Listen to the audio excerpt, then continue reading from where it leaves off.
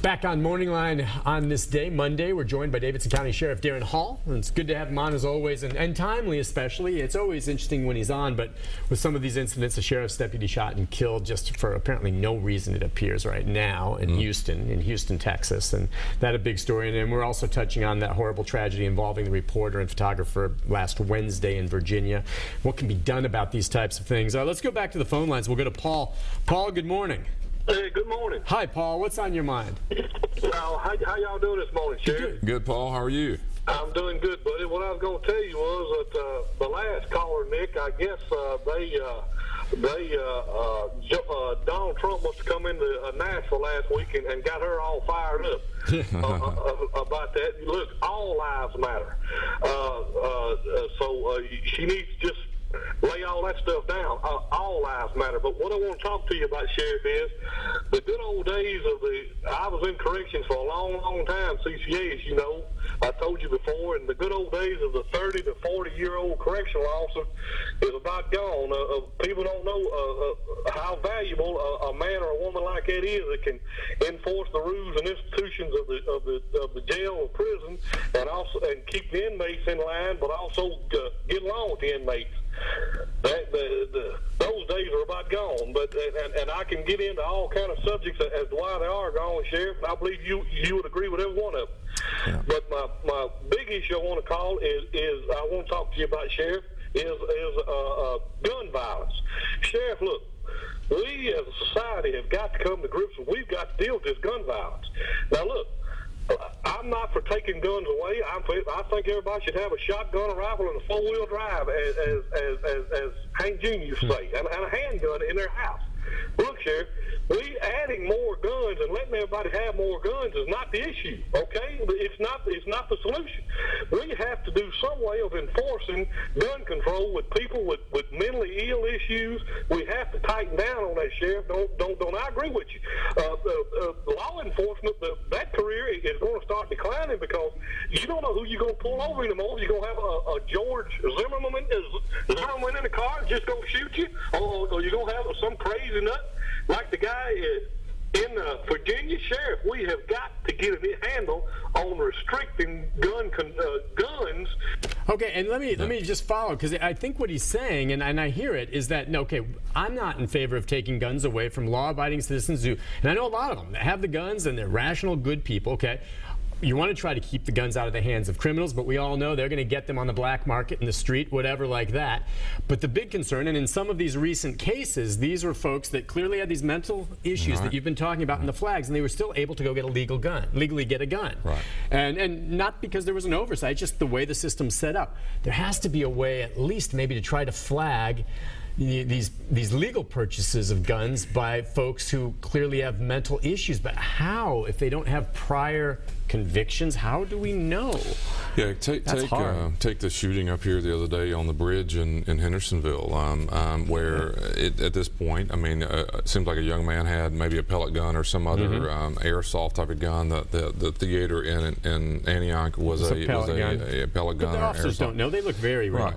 The reality is everyone is potentially owning a gun today, and that's different than 25 years. I'm talking about riding around with it, having it in every setting that they could be in. So the police officers are in a totally different situation of you know, I can only imagine 30 years ago I used to ride with police officers when I was a teenager, and you know, I mean, if you had pulled someone over with a gun back then, I mean, it would have been probably the story, and this is in Nashville, you know, the story of the night. I mean, the point is, you pulled someone over for DUI, and if it had a gun, it would have been big-time deal. And I think Joe mentioned earlier, there's a shooting almost every day, it feels like, but more importantly, there's a gun in almost every vehicle. And all these incidents we're talking about, whether it's a airsoft gun, which looks exactly like, by the way, every gun you would buy, they're designed that way, which is poorly, I thought of. But you know, I think Paul's right. I mean, we've got to find some reasonable compromise on this conversation. I mean, I think both sides are wrong. I do. I think the group who is so pro-gun that they're scared to death to even restrict the issues we're talking about with mental health and background checks, and the group who is so anti-gun that wants everybody to throw them in a pile and burn them. That's not going to happen. And I think we've got to find a reasonable. And every time you have a shooting like this, the family. I don't know if you've seen the father of is it Parker, the reporter? Mm-hmm. Oh, yeah, yeah. Mm-hmm. I mean, and everyone screams out when you're the victim that why in the world could this person who was clearly having some problems, mental health related problems, able to get whatever he needed to go do what he wanted to do. Now, it's true. I believe the mental illness and the anger are as much a part of it as the gun. I mean, I'm not saying if you take the gun away, he couldn't get it from someone else. But every one of these cases have a gun-related and a mental health-related tie. Yeah, you keep, and the truth is, too, is more I'm thinking about it. I bet if I went back through our archives, every morning I come in and do breaking news hits, okay? And it's either me or one of our reporters in the field, Cuthbert Langley, again this morning. There is a shooting, dare say, in the Middle Tennessee. And I'm not saying, there's more than one usually. Every single night, almost. Every single night, a shooting. And it's like you said, in the old days, just a gun being found. In not so distant past, a shooting overnight is a really big story. Now, I mean, we report it. You know, I was reporting it all this morning on a young man who was shot outside a home, and then they just took off, and he had to pound on the door to call 911. He had like 4 bullet wounds. I mean, every single night now, and probably every major city in the country, there are shootings. It is the norm now, folks. It is the norm. Let me give you another measure, Nick. I mean, you know, over here, I think sometimes a better evaluation of what all's coming in and out of the system today. I mean, our suicide attempts in jails have dramatically increased over the years. That's again mental illness. We have people. I mean, we had a case recently. I never thought I would live to see this. We had 2 suicide attempts that were prevented by the same officer on 2 different inmates on one shift. I mean, my point is that's 2 people trying to kill themselves, and I don't mean just saying I'm going to do it. I mean, they're in the action of trying to kill themselves in jails. And what's unfortunate is we're measured by failure. When we're not successful at preventing that, it's a big deal. The family will sue us, the media is on us, the lawyers are talking to us. I mean, there's a lot of issues. But what I'm saying is we're being asked as a system nowadays to take that person off the street because they're, quite frankly, mentally ill. They're off their medication. They're out here in the park and they're doing whatever they shouldn't be doing. But it's really about medication and mental health treatment. The police divisions have to make that arrest. They come to jail. I mean, to be honest with you, then it becomes a correctional issue with a mental health problem, and you're trying to balance between someone who's trying to take their life and someone who's trying to harm you. It's a huge shift. And by the way, that is across this country, and where that person really belongs is not in jail. I'll tell you something fascinating. The #1 reason a person with mental health problems comes to jail today is not a new crime. It is that they failed to comply with something the courts have already asked them to do. Well, the reason they can't comply is because they're mentally ill.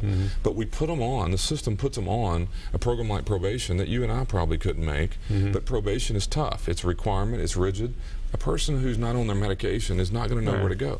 So what happens is there's a warrant out for them. The police pull up.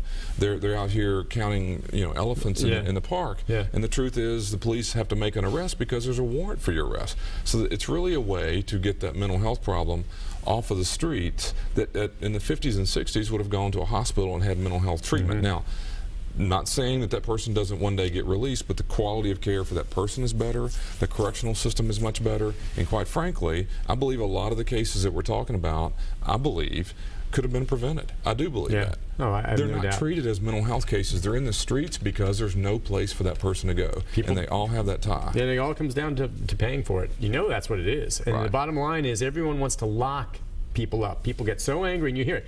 Lock them up, throw away the key. Lock them up, throw. And everyone wants to do that. And the funny thing is, when it comes time that you have to pay for it, no one wants those increased taxes, or no one wants money coming from another program they value to pay for that. You cannot, and that's why I say it time and again. You can't have it both ways, folks. But everyone thinks, oh, there's enough money. Just lock them up. Really, where are you going to put them all? Let's go to Ann. Hi, Ann. Good morning. I'm going to switch bases, and I'm going to talk about a problem here in Nashville. My neighborhood for the last 2 years has been harassed by a house full of heroin dealers. I have done everything known to man to shut down this house, and thankfully, with the due diligence of the East Nashville precinct, we have now dwindled down these dealers and people from 13 to 3, and hopefully with the grace of God and hopefully a new district council person, we will have shut down this heroin house as of Thursday of this week. Unfortunately, this entire family has a 40-year reign of terror on Nashville, and they're just going to move into another area. I am dumbfounded at the history that I can pull up at ccc.gov, and I can pull up this repetitive criminal history, everything from selling hard drugs in school districts,